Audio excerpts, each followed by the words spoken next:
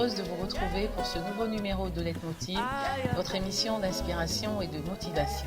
Au sommaire de cette émission, ne manquez pas le portrait de la semaine. Notre invité de ce jour est le président directeur général de EGCCI, une entreprise spécialisée dans la construction en Côte d'Ivoire. Monsieur Kessié Ambroise, bonsoir. Bonsoir madame. Merci d'avoir accepté notre invitation. Merci, c'est à vous.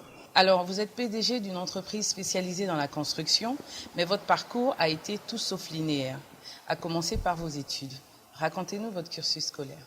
Effectivement, je suis d'une famille, d'une grande famille, je dirais, de près de 15 enfants.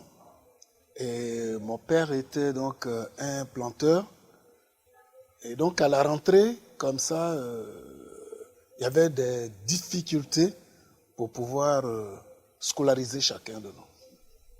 Voilà, donc il y en avait qui ne pouvaient pas, ma foi, aller à l'école.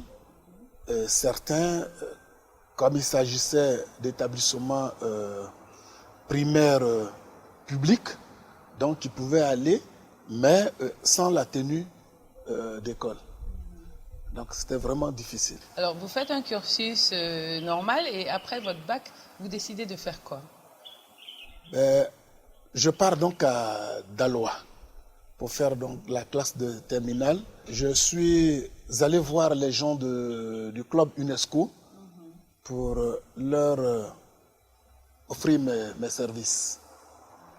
Et ils ont accepté et donc au cours UNESCO de Daloa, j'étais éducateur et économe. Et ça, c'était la nuit, à partir de 18h jusqu'à 21h, je travaillais. Et puis, dans la journée, donc de 7h à 17h30, j'étais élève. Voilà. Pour pouvoir subvenir à vos besoins. Et tout simplement parce que j'avais un plan. Je voulais sortir de la Côte d'Ivoire, mais je n'avais pas les moyens. Et comment faire pour arriver à cela? Donc, je t'ai payé à 15 000 francs et cet argent me permettait donc de faire un peu d'économie. Donc, j'économisais 10 000 francs par mois. Donc, ça m'a permis d'avoir un peu d'argent pour m'inscrire donc à Accra, au Ghana. Nous sommes arrivés à Accra à 4 heures du matin. Dans une ville, sinon dans un pays que je ne connaissais pas. Je voulais prendre le risque de partir et de voir ce que je pouvais faire au niveau du Ghana et devenir surtout. Parce que, je le disais souvent, nous sommes nombreux, mais il faut que quelqu'un prenne le risque de s'occuper des autres. J'avais à peu près une équivalence de 300 000 francs sur moi. Et cet argent, je l'ai emballé. Et je l'ai mis dans mon caleçon complètement, et puis j'ai mis une ceinture dessus, et puis j'étais assis. Mais je ne bougeais pas. Oui, je ne bougeais pas, j'étais toujours assis. Les gens tournaient autour de moi, mais je ne bougeais pas, j'étais toujours assis. Pendant donc vous commencez donc vos études au Ghana, et quand l'année scolaire se termine, qu'est-ce que vous faites? D'abord, la première année, j'ai essayé comme ça de venir en Côte d'Ivoire. Et puis je me suis dit, bon, je suis venu chercher quoi?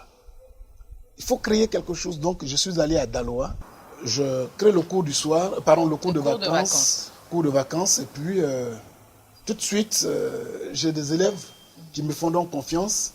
J'associe mes professeurs d'hier du lycée 1 de Daloa, plus quelques-uns de la ville. On s'associe et puis bon, on fait le cours de vacances. Je trouve une institution internationale qui accepte de me donner une bourse de 2 ans pour aller en Angleterre. Mais il fallait avoir 800 000 francs comme argent de poche. Le billet d'avion, c'est eux qui le donnaient. Il faut venir en Côte d'Ivoire. Je reviens en Côte d'Ivoire. Cette fois-ci, je vais au village pour voir mon père. Mais même s'il vend toutes ses plantations, il ne pourra pas avoir 800 000. Je reviens en ville et puis je cherche pendant 1 mois, je ne trouve rien. La solution. Je ne trouve pas la solution. Donc je me dis, il s'agit de 2 ans, une bourse de 2 ans. Je peux travailler pendant 1 an, économiser donc ce que je cherche. Tout à fait, pour pouvoir payer Et puis, bon, ben, je pars avec les 800 000 francs argent de poche. Et puis, bon, quand je vais arriver sur place, ce qui est sûr, je vais me battre. Je suis un garçon. Et c'est comme ça que j'ai trouvé un grand frère, un oncle, qui avait un projet de création d'un collège privé à Gagnoa. Je l'ai approché, je lui ai dit que j'étais donc prêt à travailler avec lui. Il m'a dit, bon, envoie tes dossiers. Je lui ai donné ma carte d'étudiant et puis mon attestation de première année. Je lui ai donc donné ça. Il m'a dit, mais là, tu peux être un bon économe. Tu peux même être éducateur, économe et tout ça. Et puis même, tu peux donner des cours en 6e. Tout à fait. Donc, vous n'hésitez pas. Voilà, je n'hésite pas. Je tombe donc sur la proposition et puis je reste avec lui pendant 1 an. En tant qu'économe. En tant qu'économe et professeur d'anglais. Donc j'avais 3 heures d'anglais et tout le reste, j'étais économe. À la fin de l'année, je calcule donc ce que j'ai eu. Donc je me suis retrouvé avec 1 200 000 francs. Donc j'avais la possibilité de partir. Ah ouais, mais c'est à ce même moment que la maison de ma maman a été donc démolie par une route qui devait donc aller jusqu'au centre élevage de Gagnoa. Malheureusement, nous avons été victimes. Donc ça a bouleversé un peu tout vos Ça a plans. bouleversé mon programme. Faut-il laisser ma mère dans la rue pour vouloir aller chercher, mais quoi et pour qui? Pourtant, c'est pour eux que je me bats. Donc, à Garayo, j'ai construit donc la maison de ma mère. Et puis, je suis resté. Et, ça a été une sage décision. Voilà. Et donc, l'année d'après, j'ai été nommé par mon oncle directeur administratif et financier. Et donc, mon salaire a augmenté. Bien évidemment. Voilà. Et puis, je donnais toujours les 3 heures de cours que j'avais l'habitude de donner. Et c'est comme ça. Mais les soirs, je courais un peu dans les cours du soir, UNESCO et autres qui étaient en ville, pour donner donc des cours d'anglais. Voilà. Vous êtes pour juste avoir un peu d'argent. Voilà. Et puis, bon, essayer d'aider ma mère et puis, bon, les autres petits frères et sœurs qui étaient là. Voilà. Donc, vous restez encore 1 an? Je reste encore 1 an. Et puis, finalement, l'Angleterre est partie. Je n'ai plus l'Angleterre sur ma liste. Vous avez d'autres objectifs? Donc, j'ai d'autres objectifs. Et c'est comme ça que je décide un jour, ma foi, de créer donc un cours du soir. Parallèlement à ce que je faisais. D'accord. Et la première année, ça a été difficile, mais très difficile. Alors, qu'est-ce qui s'est passé? Parce que j'ai été viré de la direction que j'avais. On me disait que bon, c'était une concurrence déloyale. Les effectifs que j'avais au cours du soir, on ne les avait pas au niveau du cours du jour. Ah oui, voilà. Donc là, ça devenait un peu une menace. Ça devenait une menace. Et donc, je suis tranquillement parti. Vous savez, il n'y a rien de facile. Il n'y a rien de facile au niveau des affaires. Tout à fait. Tout est au niveau difficile. De la vie même. Oui, tout est difficile et il faut y croire. Il faut constamment se battre. Il faut y croire et il faut se battre constamment. Il faut se battre. Mais vous étiez déjà quelqu'un très jeune, quelqu'un de très courageux et qui n'avait pas peur forcément de... J'avais rien à perdre. Voilà, tout à fait. J'ai toute une famille derrière. Et je dis, cette famille me regarde. Et je dois réussir. Donc pour... déjà ça vous aidait à aller de l'avant. Ça m'a aidé. Ça m'a aidé à, ma foi, à ouvrir toutes les portes. J'avais pas de porte difficile à ouvrir. Voilà. C'est-à-dire les difficultés de la vie. Les traverser pour avancer. Vous voyez, un jeune qui ne dort pas, déjà à 6 heures du matin, il faut courir, prendre sa mobilette pour aller à Issia, qui est à près de 165 km, et puis le soir revenir à Gagnoa pour prendre les cours du soir qui commençaient donc à 18h, donc arriver à Gagnoa vers à peu près 17h30, 17h45 et ouvrir donc les cours. Monsieur Kessié, votre parcours est très intéressant je vous propose d'y revenir juste après le portrait de la semaine. Je suis M. Nda Yassine. J'ai entendu parler de la politique des logements sociaux. Au début, j'y croyais pas. Mais aujourd'hui, je suis fier d'avoir acheté ma première maison à la cité OPES 1 de Bingerville. OPES Holding SA, promoteur immobilier et constructeur, vous propose des duplex, des villas, des logements sociaux, économiques et standing dans un cadre convivial et sécurisé, à la portée de tous. Vous savez, dans la vie, mieux vaut un petit chez soi qu'un grand chez les autres. OPES Holding, mieux vaut un petit chez soi qu'un grand chez les autres.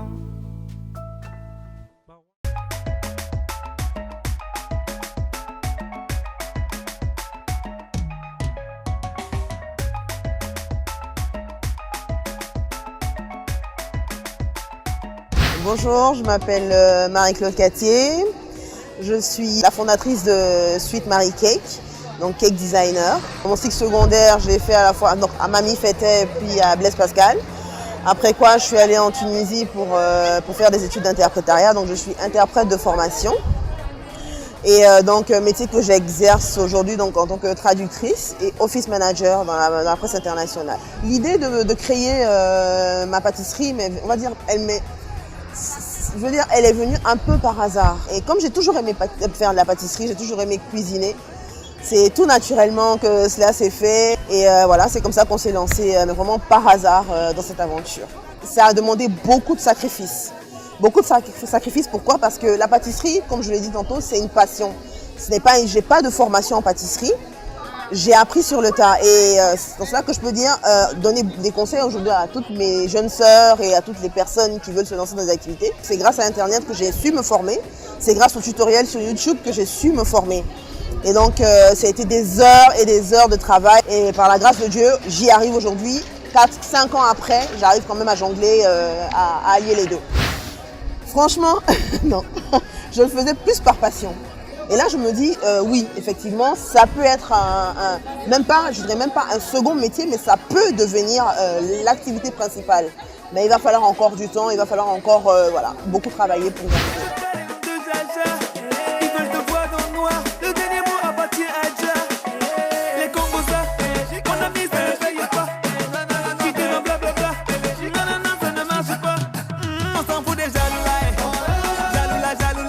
Dans 10 ans, il faut dire que Marie-Claude voit Marie Cake, donc Suite Marie Cake, implantée un peu partout en Afrique francophone. Pourquoi francophone? Parce que c'est un art qui est anglophone à l'origine et c'est un art qui est appelé à être développé dans la sous-région, donc dans notre sous-région. Donc j'entends par là le Mali, le Togo, le Bénin et tout.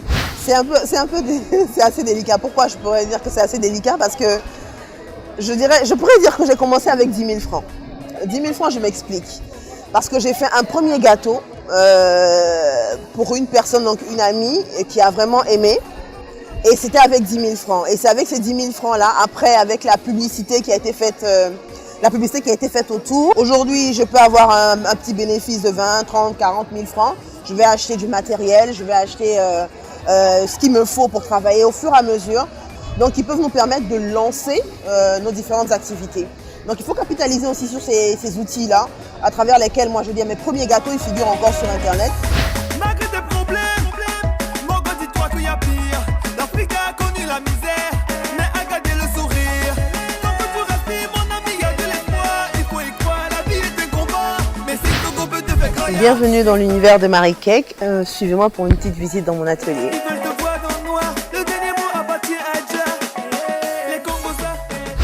Nous allons découvrir un fashion cake. C'est un gâteau que je vais faire pour l'anniversaire d'une maman.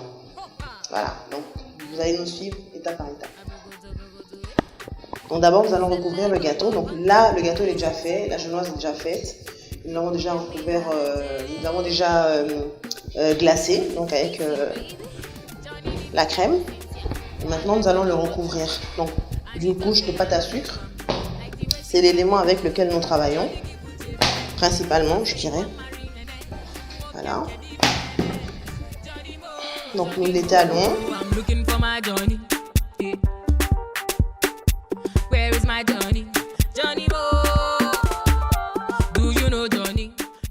Donc ça va être la base de notre décoration.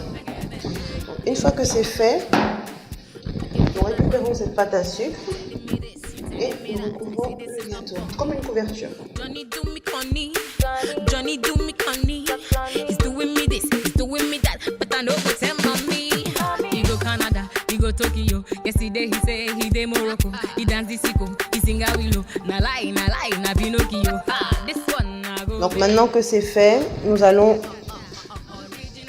mettre notre gâteau au frais, le temps de préparer la décoration qui va aller dessus. Donc maintenant nous allons commencer l'élément principal de notre déco, qui est le visage. Donc nous allons faire un visage, le visage d'une femme. Johnny Mo, I'm looking for my Johnny. Ayakata, where is my Johnny? Johnny Mo, do you know Johnny? Question. Ensuite, nous allons faire un... Donc nous allons, après avoir fait le visage, nous allons donc faire tout ce qui est éléments lèvres, nous allons faire les yeux, nous allons vraiment embellir notre profil. Et donc ce sera en fait le visage d'une femme donc de profil avec qui porte un grand foulard en fait. Voilà, donc c'est une petite création donc, que nous avons décidé de tester aujourd'hui.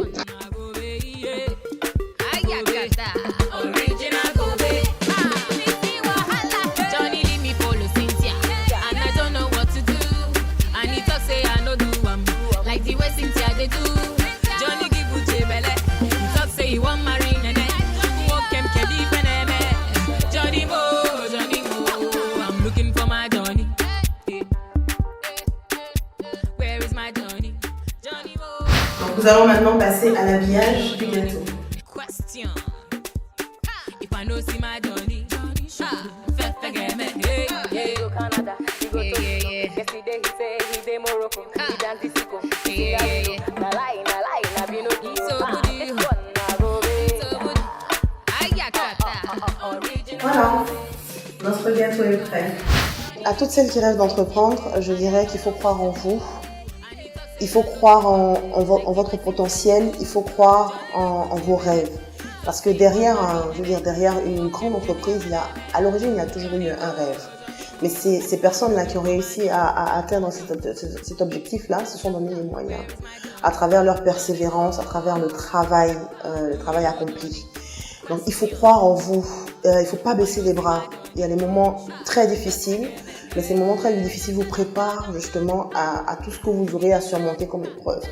Donc croyez en vous, avec une bonne dose de foi, une bonne dose de prière, et vous y arriverez forcément.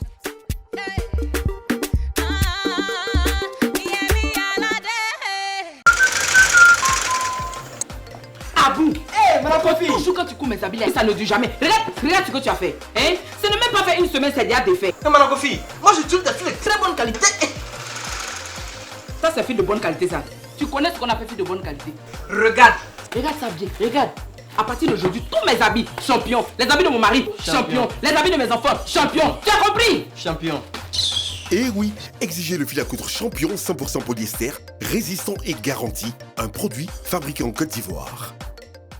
De retour avec notre invité, Monsieur Ambroise Kessié, PDG d'une société de construction qui a fait ses armes dans l'éducation scolaire et qui aura reçu différents prix sur lesquels nous reviendrons tout au long de sa brillante carrière. Alors, Monsieur Kessié, nous sommes au début des années 80. Vous êtes de plein pied dans la vie active. Vous faites la navette entre Issia et Gagnois pour vos activités. Mais quelles sont les difficultés que vous rencontrez quand il a fallu agrandir vos activités? Vous savez que d'abord créer une activité, c'est difficile. En plus forte raison, agrandir une activité. J'avais pas une banque derrière. Pour qu'une banque puisse t'accompagner, il faut avoir de l'argent dans cette banque. Donc, c'était vraiment pas facile dans cette période-là. Mais avec les petits bénéfices qu'on avait au niveau du cours du soir, chaque année, on faisait donc fabriquer des briques chaque année. Et pour trouver les premiers élèves, on n'est pas allé trop loin. Nous avons tout simplement pris nos élèves de cours du soir et nous leur avons demandé de coudre juste des kakis, des tenues kakis, les pantalons et chemises, pour venir directement à l'école, c'est-à-dire au secondaire, avec le même taux qu'ils payaient au cours du soir.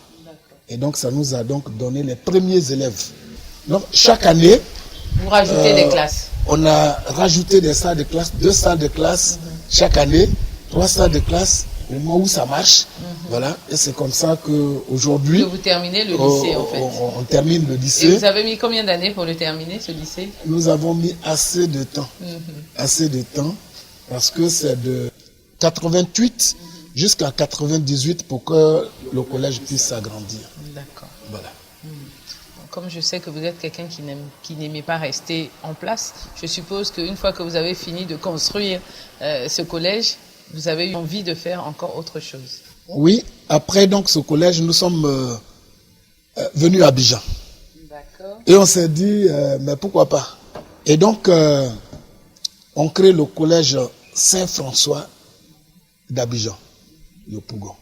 Donc vous trouvez le bâtiment pas terminé? Oui, on voit donc un bâtiment, un vieux bâtiment inachevé.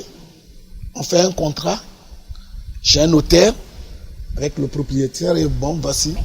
On démarre donc en septembre de cette année-là. On fait donc l'ouverture.